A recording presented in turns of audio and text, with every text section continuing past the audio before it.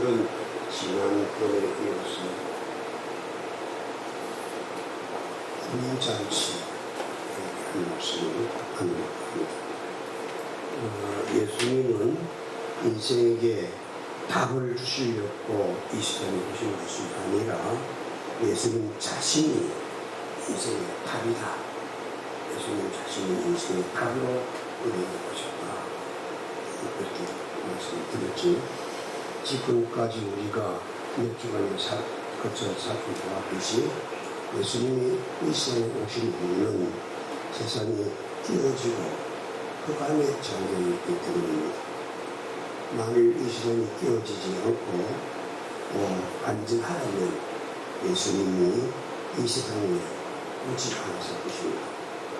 그렇다면 예수님은 구체적으로 어떤 일을 하시려고 우리에게 오셨습니까? 그것은 오늘 인재투성이의 이 잔치집에 찾아간 것처럼 인재투성이의 이 세상, 이 삶, 기쁨을 잃어버린 우리 인간들을 구원해 주려고 이 세상에 오셨습니다. 이번 만남의 장소는 가나의 혼인잔치집입니다. 이 가나의 혼인집은 가만히 들여다보면 겉으로는 잔치를 그려서 그냥 학착지근한데 안으로는 문제가 터졌습니다. 그걸 좀 살펴봅시다. 이때의 혼인잔치는 일주일간 계속됩니다. 그때 결혼 문화는 지금 우리나라의 결혼 문화와는 다릅니다. 이때의 혼인잔치는 결혼의 목적이 단지 부부를 만나서 한 가정을 이루는 것보다도 부부가 만나 한 가정을 이루어 유대 공동체의 구성이 되는 것, 다시 말하면 우리 교회로 치면 기독교 공동체를 이루는 것이 그렇지. 유대인들에게는 전도라는 것이 없습니다. 부모는 여전히 자식들의 신앙 선생입니다. 자녀들은 부모의 신앙을 그대로 고스란히 전승받는 것이지요. 부모들에게 신앙을 잘 배운 자녀들이 결혼하여서 한 가정을 이루면 그들은 또 부모들은 아이를 놓고 새로운 선생이 되어서 성경 선생이 되어가지고 자녀를 양육하는 것이죠. 그래서 온 나라가 전도를 안 하지만은 전부 다 하나님을 믿게 되는 것이에요. 그리고 우리나라 사람들은 아이들이 13살, 12살, 10살쯤 되면 온 동네가 모여서 그 아이에게 우리나라 돈으로 6천만 원이라는 돈을 만들어 통장에 넣어줍니다. 그래서 유대인의 그 정체성을 가지고 한 가정과 한 문화와 또 한 사회와 한 국가를 이루어 나가는 그런 사람을 키우는 것입니다.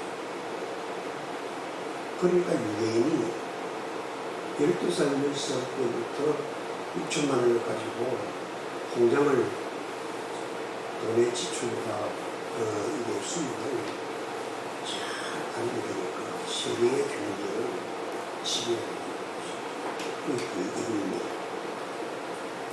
그러니까 그런 식은 아주 중요합니다. 이들에게. 그러니 자연스럽게 결혼식은 온 동네의 공동잔치고 이 잔치는 일주일간 이렇게 계속됩니다.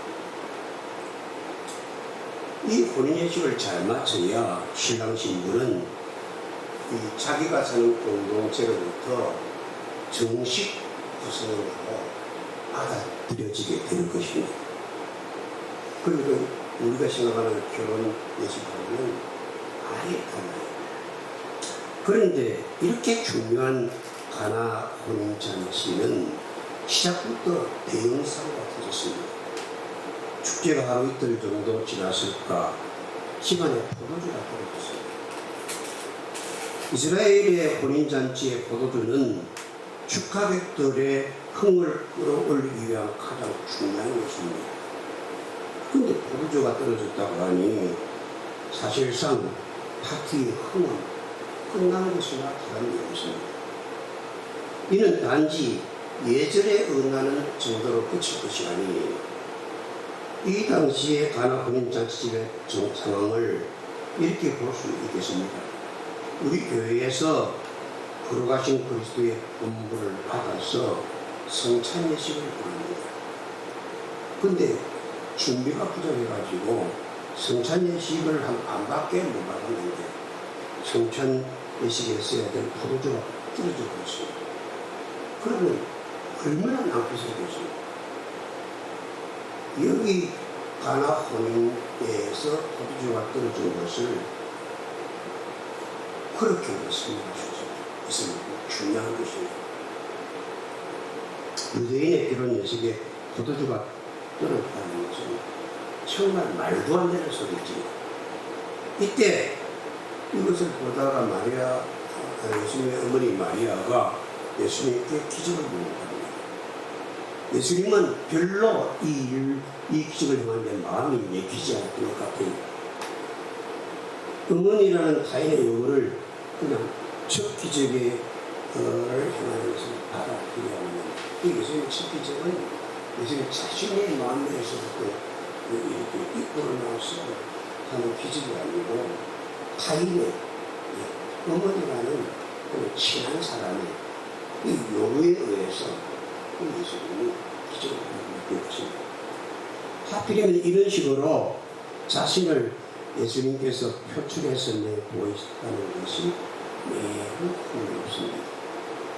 예수님은 위대한 사역을 왜 자기의 의지가 아니고 타인에 의해서 기적을 보였는가 생각해보는 문제예요. 한동네로 이스라엘 끝난 후에도 깊은 한번 묵상해 보세요. 우선 그때의 상황을 우리가 좀 더 생각해 봅시다. 구절에는 연회장이 소개가 됩니다. 연회장은 그 잔치의 행사 진행을 맡은 사회자였습니다. 이 사회자를 연회장이라고 합니다. 연회장은 사회만 맡은 자가 아닙니다. 결혼 예식의 모든 부분을 꼼꼼하게 챙겨서 사실이 없도록 도와줘야 합니다. 그 가정이 결혼하고 난 다음에 자기의 구성에 이름이 될 수 있도록 차질 없도록 꾸준하게 도와줘야 합니다. 그러므로 연회장은 보통 그 동네에서 가장 영향력이 높은 사람이 그 연회장을 만든 거죠. 한마디로 연회장에게는 결혼 파티를 잘 마치게 해야 할 책임이 있는 것이지. 그런데 낭패를 당하게 되었습니다. 포도주가 떨어졌습니다. 예수께서는 물로 포도주를 만들어서 이렇게 큰 낭패를 수습해 주신 거예요. 예수께서 기쁨을 잊어버린 결혼식 파티에 기쁨을 다시 회복시켜 주신 것은 이렇게 무언의 말씀을 하신 것 같습니다. 내가 참 연회장이다. 내가 너희가 살아가는 이 인생의 삶의 잔치 집에 참 기쁩니다. 내가 너희의 삶 속으로 들어가면 이 세상에 어떤 연회장이 가져다 줄 수 있는 참입니다. 예수가 우리에게 주시겠다. 이런 말씀을 이 말씀을 들으면서 여러분들 귀에 들리지 않습니까? 어떤 사람은 이렇게 말할 것입니다. 나는 예수님이 자신을 낮추시고 영광을 버리시고 사람들에게 무시당하고 십자가를 지기 위해서 오실 줄로 알았습니다. 그래 예수님 그렇게 도와줬다고 그렇게 그랬잖아요. 그렇게 하려고 쓰니까 그렇게 하시고 그래 내 말은 맞다. 나는 자신을 부인하고 고난을 겪을 것이다. 나로부터 시작하여 나를 따르는 자들도 고난을 겪고 있어요. 그러나 우리가 겪어야 하는 이 고난은 이 세상의 참 기쁨, 좋은 포도주, 그거를 주기 위한 수단이며 우리의 최종 목적은 축제와 완전한 결혼식. 우리가 지금 고난을 겪고 있는 것은 새하늘과 새 땅을 이루어서 모든 악과 사망과 눈물을 그치게 하는 이야기입니다. 우리가 겪어내어야 하는 이 고난은 씨를 뿌리기 위해 밭을 갈고 털을 고르면서 농부들이 흘려가는 땀방울이며 피방울입니다. 농부가 땀방울을 흘리며 땀방울을 흘리면서 수고를 하는 것은 단 한 가지 이유다. 기쁨으로 단을 크게 드리는 것이다. 기쁨으로 열매를 거두어드리는 것이다. 농부의 고난은 기쁨으로 단을 위하는 고난이라면 지금 예수를 믿는 우리들이 받는 고난은 나 때문에 지금 우리들이 당하는 고난은 참된 기쁨을 얻기 위한 고난이지.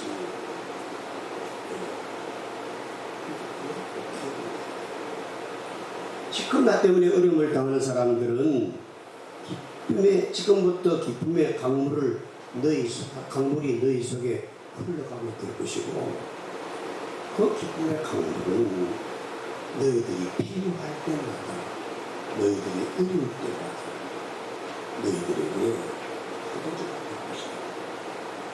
한없이 고달프고 메마른 이 시대에 내가 만들어주는 기쁨의 포도주는 생수처럼 깊은 위안과 힘을 너희들 영혼에 가득히 채워줄 것이다. 결국 나는 이 일을 하기 위해 너희들에게 왔다. 그래서 남의 흥을 돋워주는 이 기적을 나의 첫 포도로 삼는다. 나는 성령의 자다. 주님의 말씀인 것 같습니다. 그래서 이런 일을 하기 위해서 예수님은 무엇을 어떻게 하셨습니까? 항아리 6개에 물을 아가리까지, 아구까지 채워놨습니다. 이 항아리는 유대인들이 정결 예식 때 쓰는 항아리였습니다. 알다시피 유대 교회는 의식과 규정이 매우 많습니다. 그래서 잔치집에 오는 사람들은 무엇보다도 먼저 몸을 정결하게 씻어 손과 발을 씻어야 합니다. 이 돌 항아리들은 이때 손님들의 손과 발을 씻게 해주기 위해서 미리 결혼식 주인집에서 준비해 둔 것입니다. 이러한 과정은 우리에게 영적인 필요를 알려줍니다. 거룩하신 하나님과 허물 많은 우리가 만나기 위해서는 무엇보다 속죄와 정화와 용서가 필요합니다. 임금님의 잔치집에 초대받은 사람들이 예복을 입고 들어가야만 하는 것처럼 유대인들이 예식장에 들어가기 위해서는 정결 의식을 행해야만 했습니다. 제가 40년 전에 렌트카로 미국을 여행하면서 뉴욕에 들렸습니다. 음식점에 들어가려고 하니까 못 들어가게 합니다. 기분이 참 나빴어요. 이것들이 인종차별 하는구나. 그런 생각을 했습니다. 그래서 돌아 나오려고 하는데 음식점 쪽에서 양복과 넥타이를 저에게 빌려주면서 입고 들어오라고 합니다. 미국의 고급 음식점은 그렇게 하는 모양입니다. 서양 문명은 기독교 문명이기에 그런 것입니다. 우리도 예수를 믿기 원한다면 거기에 맞는 예복을 입어야 합니다. 우리 교회에 들어올 때도 우리는 예복을 입고 들어오야 합니다. 우리가 입어야 할 옷은 예복은 어떤 예복입니까? 속죄와 증화의 옷입니다. 그리스도의 보혈의 옷입니다. 여러분, 그리스도의 보혈의 속죄와 증화의 용서 없이 무작정 우리는 하나님 앞으로 들어올 수가 있습니다. 그럼 죽지 살지 말아요. 좀 사투리를 하면 예수 그리스도의 보혈을 잊지 않고 교회에 들어와서 설치고 다니는 것들은 대지지 살지 못한다는 거예요. 이스라엘의 정결 의식의 결정은 피의 제사였습니다. 본문에 등장하는 돌 항아리는 그런 정결 예식 때 사용하는 그릇이었습니다.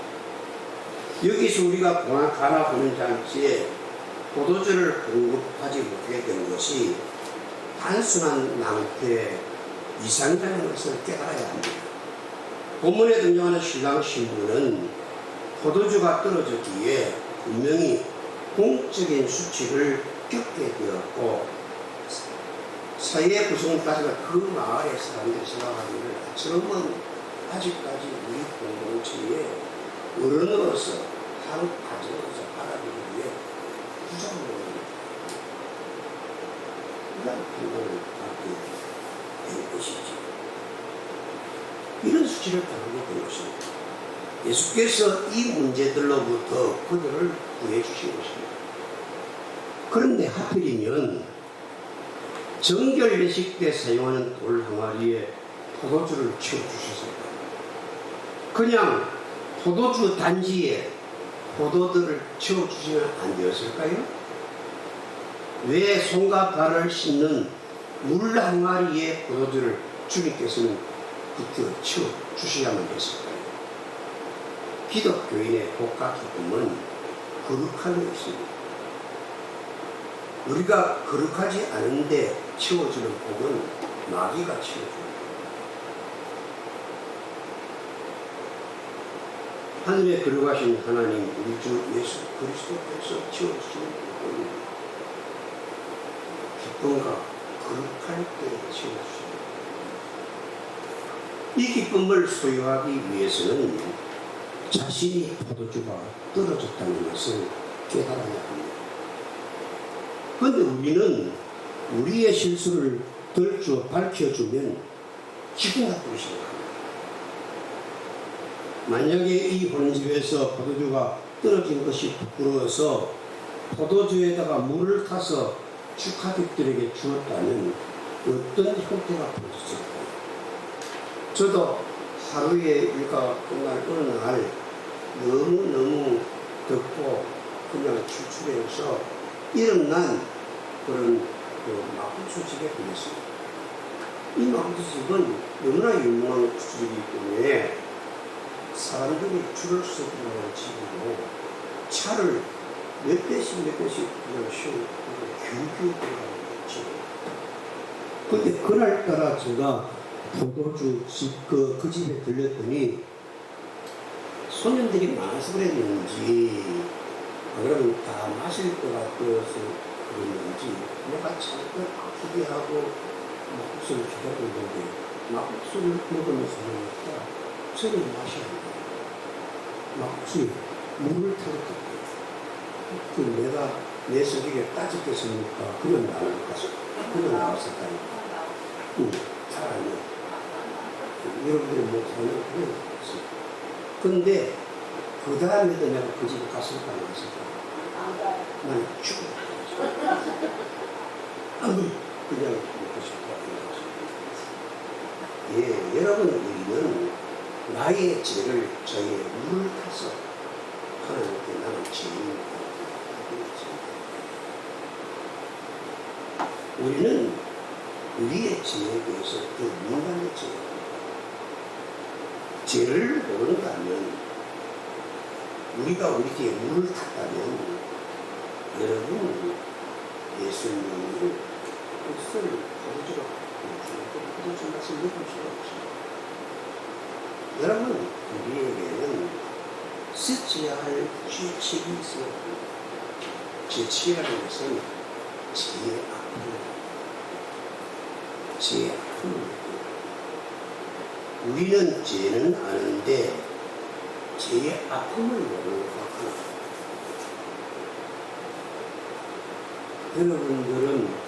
여러분들이 지금 죄에 대한 아픔을 느끼고, 문둥병자는 발가락이 끊어져 나가고 손가락이 떨어져 나가고 아픔을 느끼고, 그래서 문둥병을 성경에서는 천병이라고 합니다. 문둥병에 걸린 사람이 하면 반드시 제사장에 대해서 그만큼 아픔을 모르는 병은 여러분 하늘이 내리는 천국입니다. 마찬가지입니다. 자기가 죄인이라는 것은 말로는 인정을 하는 것이고, 자기가 죄가 없다는 것은 눈느낌이 안 되는 당신의 이미 썩어버린 것처럼 눈느낌이 됩니다. 우리가 병드는 아픕니다. 병이 들었으니 고치는 쌓입니다. 병이 들었는데 안 아픈 건 큰일입니다.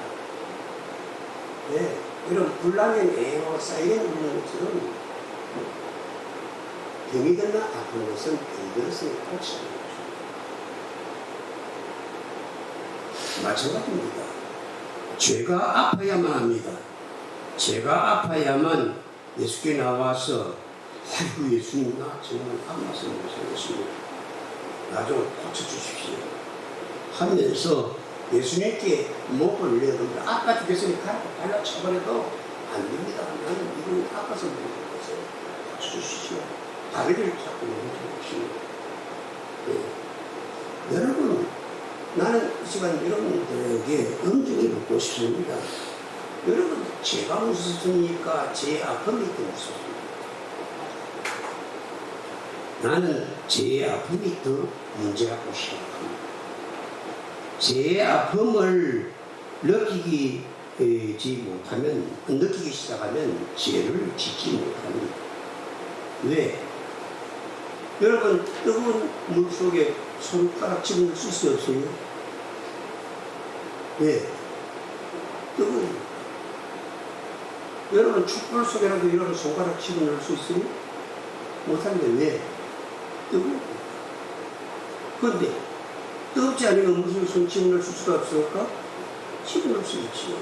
죄의 아픔이 제가 나는 죄인이다 하면서 죄의 아픈 것을 모르는 사람은요 0.1%로 안 하는 거지 0.1%로 사실적으로 죄는 모르죠. 오늘 이 설교를 여러분들이 놓치면 안 됩니다. 여러분들이 하늘이 여러분들에게 주시는 말씀을 감사하고 신중하게 받아들이십시오. 난 이번에 필리핀에 와서 성경을 하려다가 못했습니다. 제가 원고 설교를 하는데 눈이 갑자기 안 보였어요. 그래서 시에 나가서 제일 예쁜 안경을 받았는데 예쁜 안경을 쓰나 내가 가지고 있는 안경을 쓰나 마찬가지입니다. 그렇습니다. 여러분, 뜨거우니까 물이나 물속에 손가락을 집어넣지 못하는 걸 아니겠습니까? 죄가 만일 불같이 뜨겁다면 죄를 지을 수 있는 기회가 여러분들에게 찾아온다 할지라도 여러분 죄를 지지 못합니다. 죄가 무서워서 죄가 죽을 만큼 아파야 죄를 못 짓는 것입니다. 저는 몸이 약해서 병원에 자주 가는 편입니다. 아니, 목사님이 죄를 우리들보다 더 많이 지으셨나? 보기 흉하게 왜 병원에 자주 다니냐? 성도들이 그렇게 생각할까봐 사실 내가 많이 아파도 병원에 2번은 갈 것 한 번밖에 못합니다. 왜? 그런 거예요. 나는 백수 아닙니까? 그 돈이 무서워. 내가 병원에 가면 가족들이 돈도 없는데 돈을 치료해야 돼. 그걸 앞으로 될 수 없으면 참습니다. 그런데 진짜 아프면 못 참습니다. 땅을 떼굴떼굴 온몸을 담수고 자가 겨우 왜? 병이 아픕니다. 그래서 내가 우리 가족들한테 좀 내가 미안한 마음을 좀 감추기 위해서 내가 그랬어요. 나는 병원에 가는 게 죽는 것이 무서워서 가는 게 아니고 죽는 건 괜찮은데 아파서 못 살잖아요. 여러분, 신앙이라는 것이 무엇일까요? 신앙은 아파하는 것입니다. 내 영혼의 아픔을 아는 것입니다. 내 영혼이 병들었는데 도무지 아프지 않다면 어떻게 예수님께 목을 메고 매어 다니실 것입니까? 그렇습니다. 죄는 아파야 합니다. 아픈 것은 참아낼 수 있는 장사가 없습니다. 그래서 무슨 수를 써서라도 아프지 않고 기를 씁니다.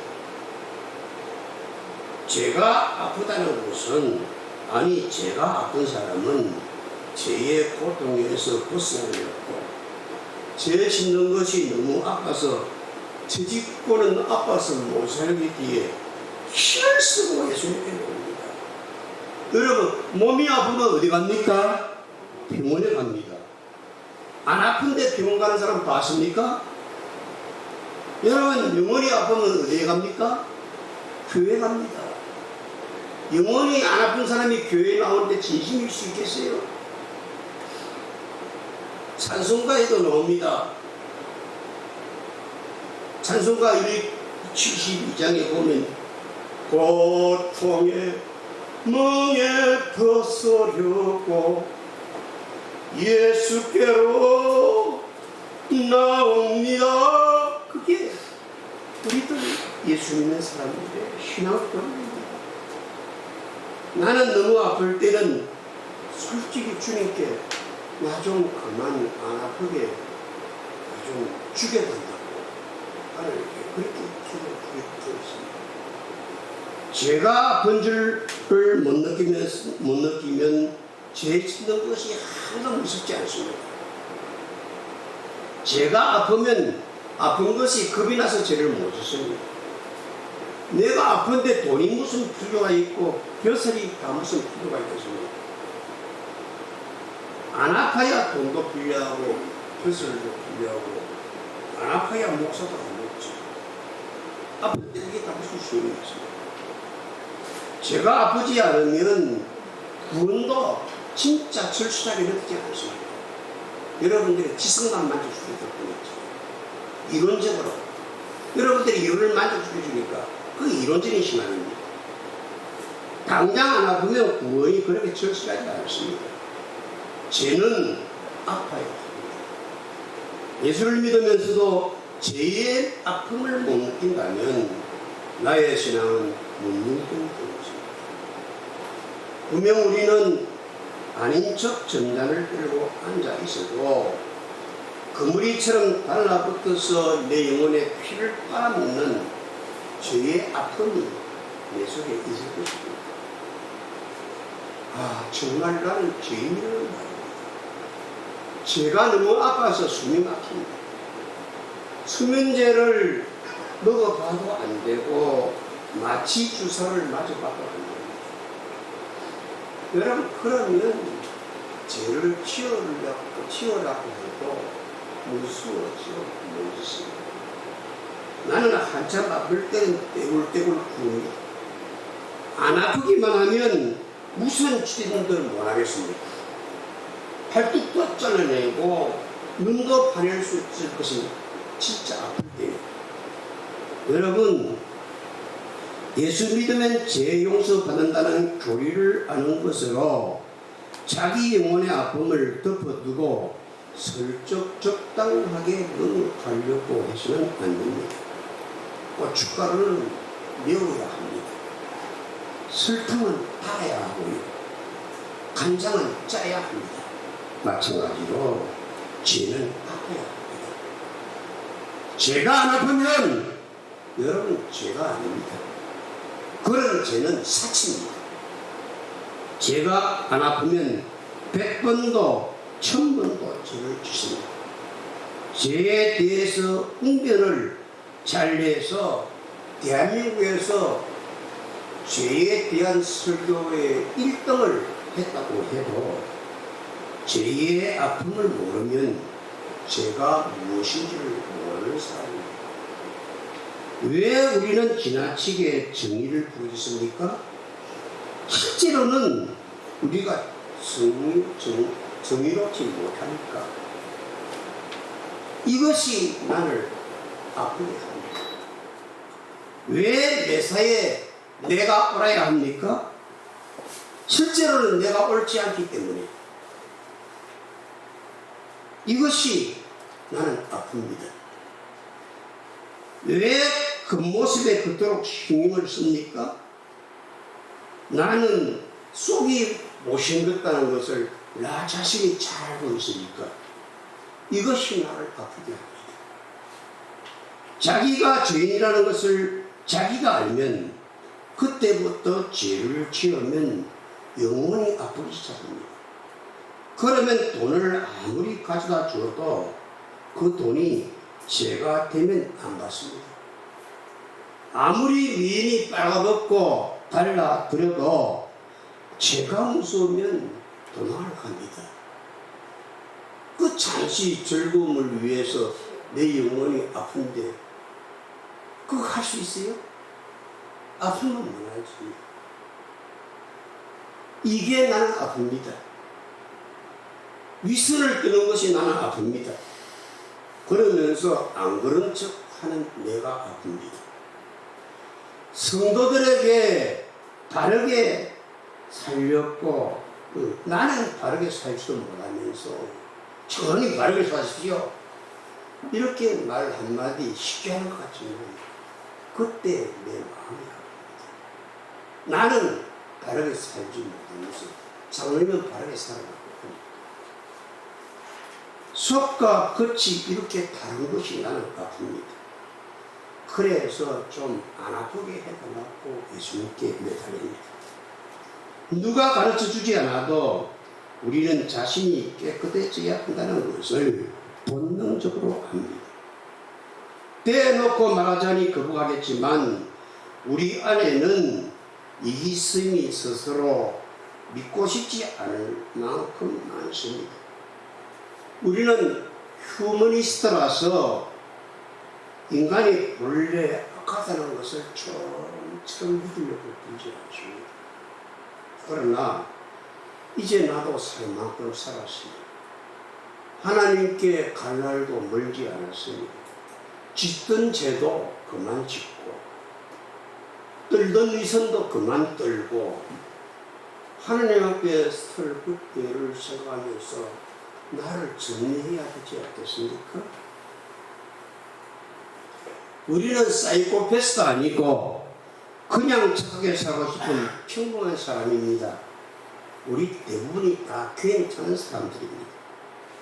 그런데 대부분 다 볼 때에 괜찮은 우리들 속에 악이 도사리고 있다 이 말이에요.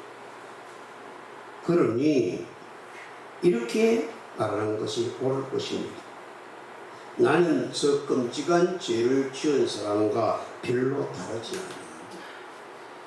나는 금으로 만들어졌고 저 죄인은 흙으로 만들어졌어.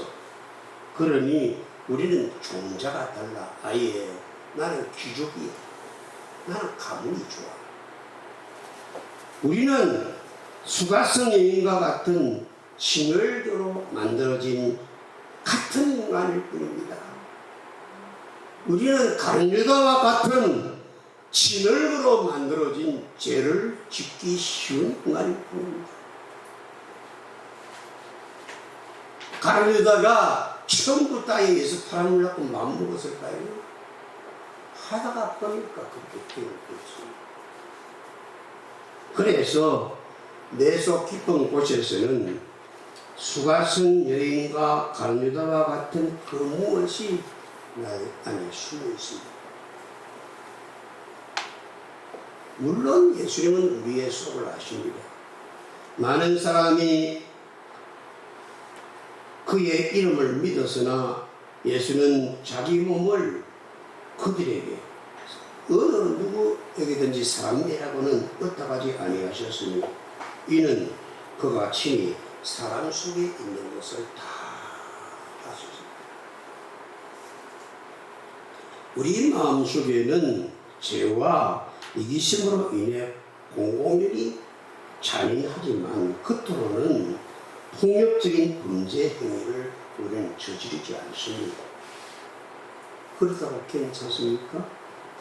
속이 썩어 문드러져 창자가 다 썩어졌는데 겉이 말짱하면 괜찮겠습니까? 그것을 예수님은 다 알고 계신다는 것입니다. 그래도 우리는 고집이 셉니다. 나는 괜찮은 사람이다. 나는 착한 사람이다. 나는 선한 사람이라고 착각합니다. 하지만 그렇지 않습니다. 저는 제가 교회를 섬기면서 나도 사람인데 저도 모르는 사이에 나 때문에 분명하게 불행해진 사람들이 우리들 가운데 없을까요? 나는 교인들을 하나님 앞으로 인도하려고 목회자가 되었는데 나 때문에 오히려 고통 상한 사람이 없을까요? 그것이 참 아픕니다. 그래서 죄 짓는 것이 무섭습니다. 여러분, 나도 모르는 사이에 나 때문에 손해보는 사람들은 없을까요? 그것이 나는 무섭습니다. 너는 하나님 앞에 서야 될 것입니다. 그것이 저는 뼈저리도록 아픕니다. 나는 아니라고 하겠지만 나 때문에 가정에 끼워진 사람이 꼭 있을 필요입니다. 그것이 내 영을 아프게 하는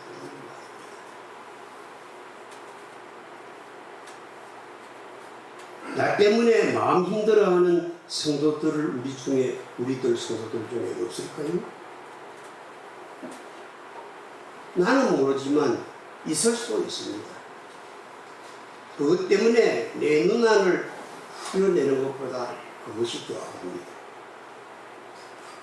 이게 예수 믿는 사람들의 재롱이 되어야 합니다. 우리는 우리 마음의 항아리를 들여다볼 줄 알아야 됩니다. 우리 마음이라는 항아리에 포도주가 이미 바닥을 드러내었는데도, 믿음이 벌써 바닥을 드러내었는데도, 사랑이 바닥을 드러내었는데도, 신앙의 열심이 그냥 바닥을 드러내었는데도, 진실과 성실이 바닥을 드러내었는데도 자기 자신만 모르고 있습니다. 가나 어린 집에 포도주가 떨어져 가는 줄 그 주인 사람들이 몰랐던 것처럼 말입니다. 이런 영적인 문제를 해결해 주시려고 예수님이 이 땅에 오신 것입니다. 그러면 이 땅에 오셔서 예수님은 어떻게 하셨습니까? 여기에 본문의 내러티브의 핵심에 도달합니다. 어머니 마리아는 예수님께 밭에 포도주가 떨어졌다고 합니다. 마리아는 아들 예수가 평범한 사람이 아니라는 것을 벌써 눈치채고 있었습니다. 잉태의 순간 천사들이 찾아와서 자기들을 만나 예수에 대해서 말해준 그 말들이 기억 속에 남아있을 것입니다.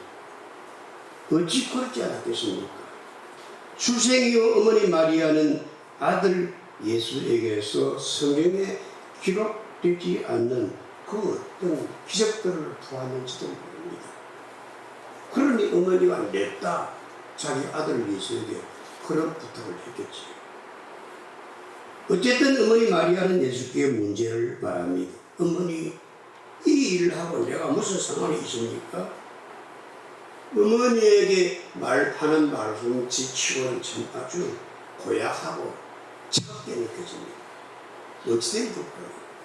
예수님은 여간에서 화를 내는 분이 아니십니다. 후회할 말도 하시는 분이 아니십니다. 고문을 당하실 때도 서투른 말을 함부로 내뱉는 것을 우리는 보지 못했습니다. 그런데 지금 예수님이 자기 어머니에게 짜증을 내신 것입니다. 무엇이 예수님을 묻게 하고 아프게 짓눌러서 그런 효자 예수님이 이런 말을까지 하게 되었습니다. 지금부터 서로의 클라이막스입니다. 지금부터 여러분 귀를 기울이십시오. 왜 그렇게 했는지 예수님이 우리에게 알려주십니다. 내 때가 아직 이르지 아니하였나이다. 이 말씀은 자신이 죽을 때를 두고 하신 말씀입니다. 예수님의 때는 하나뿐입니다. 십자가에서 죽임을 당하신 바로 그 순간입니다. 그것이 예수의 클라이맥스입니다. 그것이 예수의 퀄리티입니다. 물론 어머니 마리아는 이런 아들의 태도가 섭섭했을 것입니다. 그러나 부모 대다수처럼 마리아는 반응하지 않았습니다. 거짓 대신에 거짓 타인들에게 너희에게 예수가 무슨 말을 하더라도 토달지 말고 시키는 대로만 해봐라. 그렇게 이야기했습니다. 도대체 예수님은 이때 무슨 생각을 하셨을까요? 그저 포도주를 만들어 달라는 어머니 부탁을 왜 자신의 죽을 때와 연결하시면서 생각하실까요? 우리도 한번 기도하는 마음으로 이 시간 조용히 생각해 보기로 합시다. 물로 포도주를 만드는 이 기적은 예수님이 꼭 하셔야만 하는 표적입니다. 예수님의 생각에 포도주는 무엇을 상징하는 것일까요? 저와 여러분들은 이미 그 답을 알고 있습니다. 예수님의 생각은 이렇습니다. 옳습니다. 나는 이 세상에 축제의 기쁨을 가져다 줄 수도 있고 이 세상을 심판해버릴 권세가 내게 있나이다. 그런데 나는 인류에게 죄를 씻어 정결케 하는 그 기쁨을 주려고 내가 이 세상에 왔나이다. 그러나 어머니요, 나의 어머니요, 내가 그렇게 하려면 어머니요, 내가 죽어야 하나이다. 예수님이 하신 말씀을 다시 풀어서 적어봅시다. 어머니요, 내 백성을 내 품에 안으려고 하면 내가 죽어야 하나이다. 내 백성에게 기쁨과 축제의 포도주를 마시게 하려면 어머니요, 내가 저 사람들이 마셔야 될 흉물과 죽음의 잔을 내가 대신 마셔야 하나이다. 여기에 결정적인 질문에 답이 있습니다. 예수님은 우리에게 기쁨을 가져다 주시기 위해 어떻게 하셨습니까? 자신의 기쁨을 모두 내어놓으셨습니다. 아버지와 함께 사시던 하늘을 떠나셔야만 했습니다. 일생을 오해받으며 외롭게 사셔야만 했습니다. 십자가에서 우리를 대신해서 죽임을 당하셔야만 했습니다. 이건 아파도 너무 아프고 또 아픕니다. 그것이 우리의 죄입니다. 십자가의 아픔, 그것이 나의 죄고 장로님의 죄고 우리들의 죄입니다. 예수님은 우리에게 구원의 방법을 알려주려고 오신 분이 아닙니다. 친히 우리를 구원하시기 위해 오셨습니다. 우리를 살려주려고 하면 예수님이 죽어야 하나이다. 예수는 죽기 위해서 생에 오셨습니다. 예수께서 피 흘려 저주와 형벌의 잔을 마셨기에 우리는 복과 사랑의 잔을 들어 축배할 수 있습니다. 가나 혼인집에 룰로 포도들을 만드는 표적은 우리에게 예수가 죽어 우리를 사는 십자가의 피의 축제입니다. 왜 꽃이 핍니까? 아름다워서 아름다울 꽃 핍니까? 아닙니다. 꽃이 피는 것은 그 식물이 아픔이 누이고 모이고 모여서 한꺼번에 팡 터지는 것이 꽃입니다. 왜 예수는 십자가에 수고해야 합니까? 우리의 죄를 못 안고 십자가에 올라가 아프고 모아서 꽃처럼 팡 터뜨려 자기의 몸에서 피를 주룩주룩 우리의 영혼 위에 흘러주시고 그래서 예수는 죽습니다. 그것이 우리는 아파야 합니다. 예수의 구원은 공짜가 아니다. 어머니가 아프지 않고 아이를 낳을 수 있습니까? 장로님이 아프지 않고 교회를 낳을 수 있습니까?